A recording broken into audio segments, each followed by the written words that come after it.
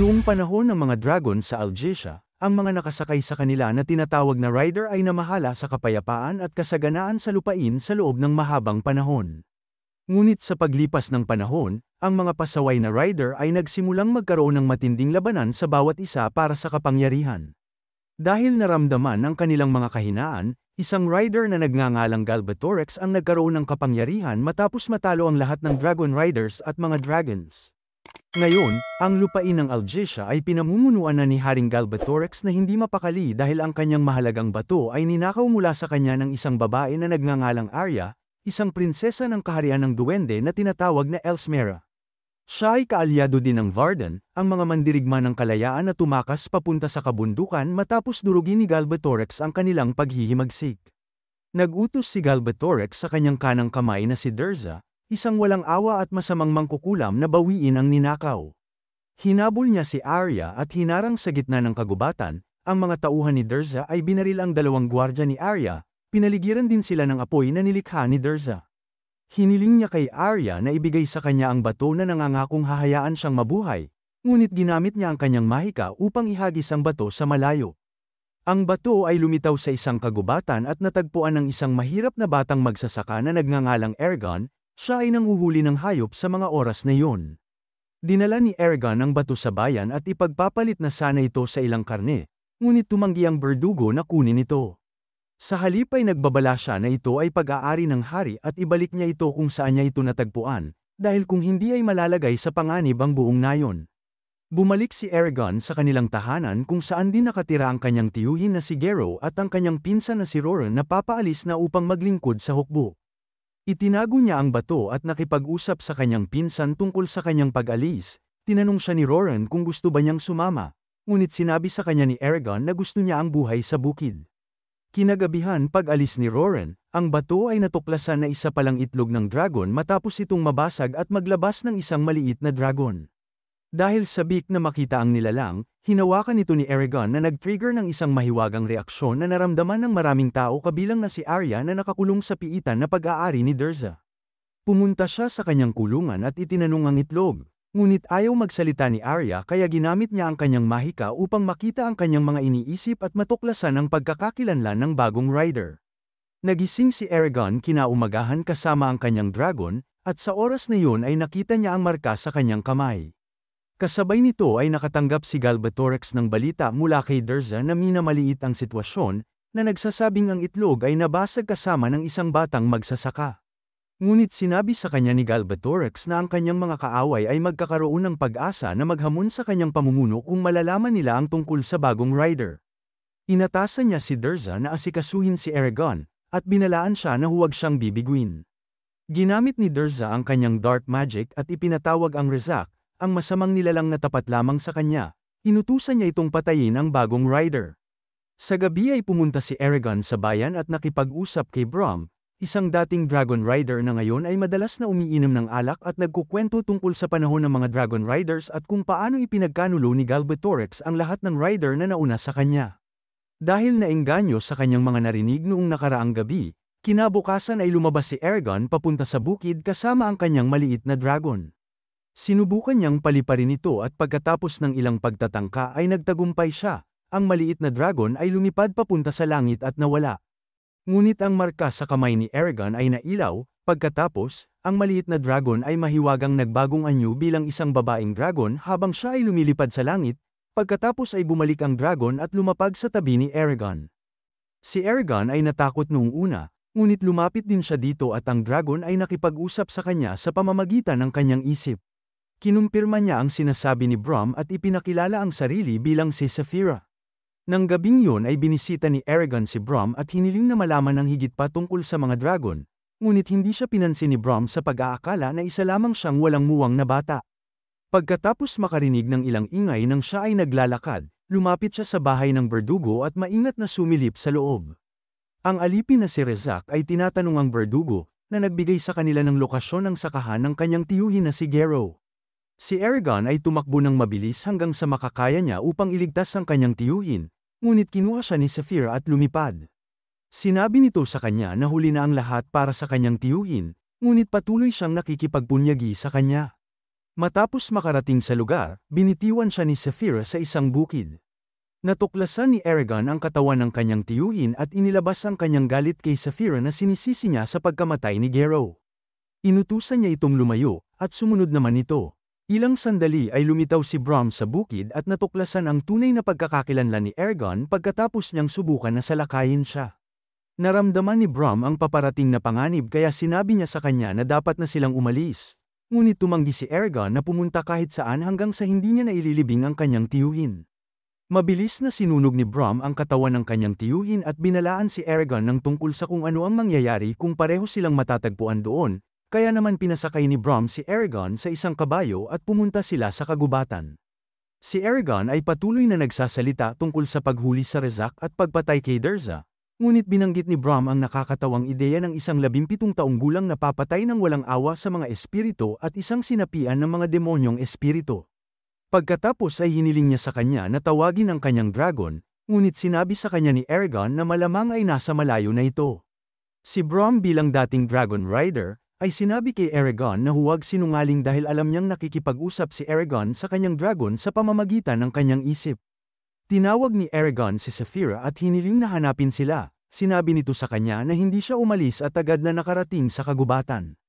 Humingi ng paumanhin si Eragon sa kanyang ginawa sa kanya na tinanggap naman nito. Pagkatapos ay pinag-aralan ni Brom ang kanyang taas at napagpasyahan na siya ay isang magandang batang dragon na handa ng magsakay. Ngunit ayaw ni Eragon na sumakay sa kanya pagkatapos ng kanyang pagkabigo noong nakaraan. Sinabi sa kanya ni Brom na ang isang dragon ay hindi mapipisa hanggang sa maramdaman nito ang presensya ng rider nito, at ang Varden ay mangangailangan ng mga rider kung magkakaroon sila ng anumang pag-asa na talunin si Durza at ang hari. Ngayong Dragon Rider na si Eragon, siya na ang pangunahing target dahil kung mapapatay ang dragon ay makakaligtas ang rider. Ngunit kung ang isang rider ay mamamatay, ganun din ang mangyayari sa kanyang dragon. Samantala, si Durza ay mahiwagang lumitaw sa pagitan ng kanyang mga tauhan na tinatawag na Urgal, sila ang mga lalaking may malalaking pisikal na katawan na mga bantay ng hari. Pinarusahan niya ang kanilang pinuno dahil nakatakas ang bata, at sa huli ay inutusan silang dalhin sa kanya ang ulo ng bata. Sinimulan ni Brom at Eragon ang 5 araw na biyahe upang marating ang ilog na bayan ng Deret, habang sila ay binabantayan ni Saphira at inaabangan ang kanilang mga kaaway. Sa kalagitnaan ng kanilang paglalakbay, may narinig silang mga hiyawan ng mga babae kaya lumapit sila para makita na ang mga Urgal ay pinapahirapan ng ilang magsasaka. Gusto ni Eragon na tulungan sila ngunit pinigilan siya ni Brom sa pagsasabing hindi pa siya handa. Nang patuloy na nagmatigas si Eragon, naghanda si Brom ng isang sesyon ng pagsasanay upang turuan siya ng isang leksyon, kung saan madali niyang natalo ang sobrang kumpiyansang batang rider. Pagdating ng madaling araw ay nakarating sina Brom at Eragon sa nayo ng Deret saka iniwan ng mga kabayo upang maglakad. Sinabihan ni Brom si Eragon na bumalik pagkatapos kumuha ng pagkain at huwag makikipag-usap sa sinuman. Sa daan ay nakita ni Eragon ang isang batang archer na nakasuot ng itim na balabal mula sa malayo at pumasok sa isa sa mga bahay upang tumakas. Doon ay nakilala niya ang isang manghuhula na mangkukulam na si Angela na nag-alok na sabihin sa kanya ang tungkol sa kanyang hinaharap ng walang bayad. Sinabi niya sa kanya ang tungkol kay Arya at ang mapanganib na landas patungo sa hinaharap. Matapos umalis sa bahay ng mangkukulam, si Eragon ay hinarap ng isa sa mga Urgal ngunit pinatumba siya ni Brom at pinagalitan si Eragon dahil sa pagsuway sa kanya. Sa oras na yun ay mas maraming Urgal ang nagsimulang umatake sa kanila. Malapit na sana silang mahuli ngunit ginamit ni Eragon ang makapangyarihang pana at pinatay silang lahat gamit ang malakas na asul na apoy. Pagkatapos ay nawala ng malay si Eragon dahil sa lakas ng mahika kaya naman dumating si Saphira upang kunin siya. Nagising siya pagkatapos makakita ng mga pangitain ni Arya at nakaramdam ng matinding sakit ng ulo. Tinanong niya si Brom kung anong nangyari, at sinabi niya sa kanya na bigla siyang gumamit ng mahika na nagmula sa mga dragon at dumadaloy sa mga rider. Sinabi ni Brom kay Eragon na gumamit lamang ng mahika bilang isang huling paraan, at binalaan siya laban sa paggamit nito dahil hindi pa niya gamay ang epekto nito. Pagkatapos ay itinuro niya sa kanya ang ilan sa mga salitang Elven para tulungan siyang gamitin ng maayos ang mahika. Mula nang mangyari ang insidente sa bayan ay hindi nalihim ang kanilang dinadaanan, kaya kinailangan ni Eragon na matutong lumipad. Umakyat siya kay Saphira at nakasakay siya ng maayos, gumamit siya ng mahika para tulungan siyang makita kung ano ang nakikita niya at nagsanay ng ilang galaw. Ngunit ang kagalakan ng paglipad ay hindi nagtagal dahil nakita niya ang ilang Rezak na malapit ng salakayin si Braum, kaya pumunta sila sa kagubatan upang tulungan siya. Tinulungan nila si Braum na patayin ang mga Rezak, ngunit si Saphira ay nagtamo ng kaunting pinsala.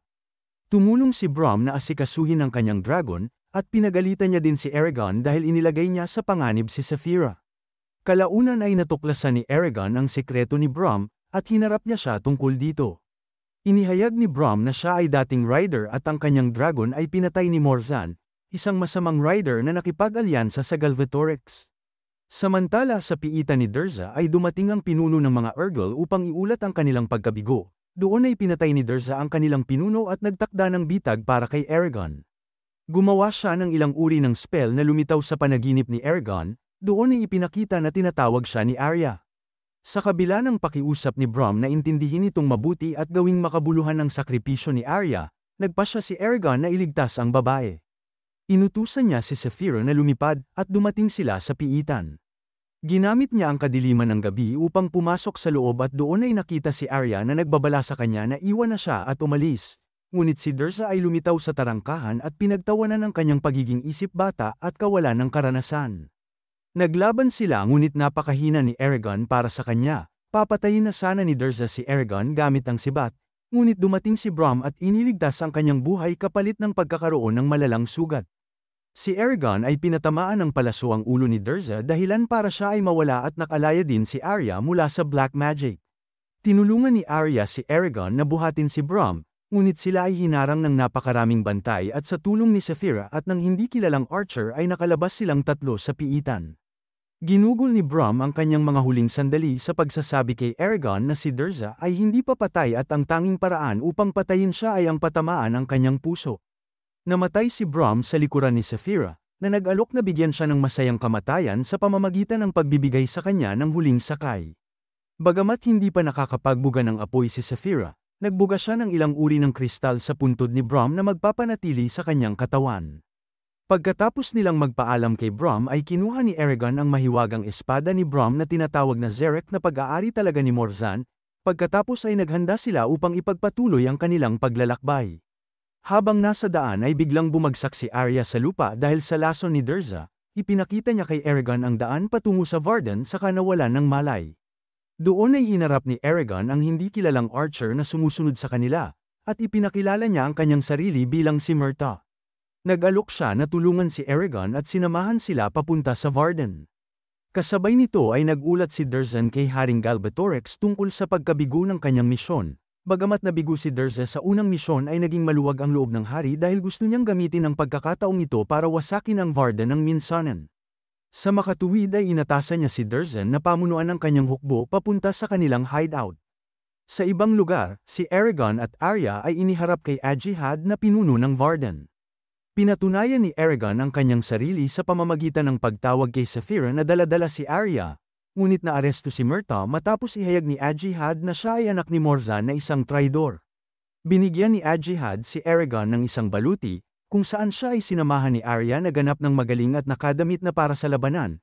Tinulungan niya siya sa pagsusuot ng kanyang baluti at ipinakita sa kanya ang baluti na inihanda din ng mga tao para kay Saphira. Ang bawat isa sa mga sundalo ng Varden ay naghahanda para sa labanan, at sa oras din na yun ay lumitaw ang mga Urgal upang simulan ang digmaan. Inalis ni Eragon ang lahat ng kanyang pagdududa at naghanda upang sumali sa labanan kasama si Saphira, na ngayon ay nakakapagbuga na ng apoy. Pagkatapos makipagsagupaan ng mga kawal sa mga Urgal, si Ajihad ay nagbigay ng utos kay Eragon kaya silang dalawa ni Saphira ay lumipad papunta sa mga kaaway upang sunugin ang karamihan sa mga kalaban na sundalo. Bagaman maraming sundalo ang patuloy na dumarating, sinunog silang lahat ni Saphira dahilan para mapilitan si Durzan na sumama sa labanan. Sumali rin si Myrto sa labanan pagkatapos mapalaya ang kanyang sarili, at pinatunayan niya ang kanyang sarili sa mga Varden sa pamamagitan ng pagtulong sa ilan sa kanila sa labanan. Si Durzan ay nagtawag ng isang Dark Dragon at nakipaglaban kay Eragon. Malubhang nasugatan si Saphira sa proseso, ngunit sa wakas ay natalo ni Eragon si Durzan nang sa wakas ay tinusok niya ang puso nito nang siya ay gumawa ng hindi inaasahan na hakbang. Gumamit si Eragon ng isang mapanganib na mahika at iniligtas si Saphira bago siya nawala ng malay. Kinaumagahan ay nagising si Eragon at nakita si Saphira na ganap ng magaling, isinakay siya nito upang makita si Arya. Siya ay papunta na sa Elsmere upang pamunuan ang kanyang mga tao sa paparating na digmaan. Nakipag-usap si Eragon kay Arya saka iniwan ang isa't isa na nangako na magkikita silang muli. Dito na nagtatapos ang kwento, sana ay nagustuhan mo ito. Kung hindi ka pa nakasubscribe ay mag-subscribe ka na upang matulungan mo ang channel na ito. Mag-comment ka na rin tungkol sa kwento. Salamat!